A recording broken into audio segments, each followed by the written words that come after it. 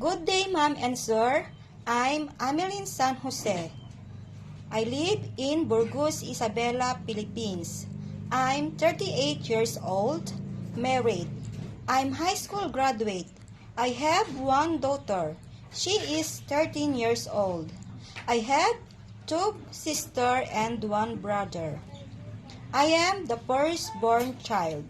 I have a working experience as domestic worker here in the Philippines since 2003 to 2007.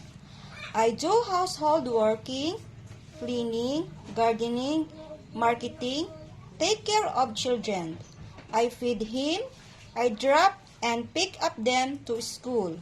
Since 2007 to 2010, I work in Dubai, UAE. I do household working, cleaning, gardening, marketing, car washing, and take care of children. Since 2017 to 2024, I work in Doha, Qatar for 7 years service.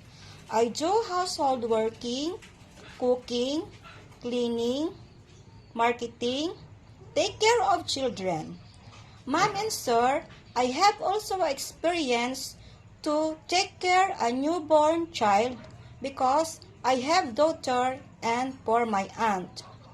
I can learn to cook Chinese food to the YouTube recipes or you can teach me, ma'am.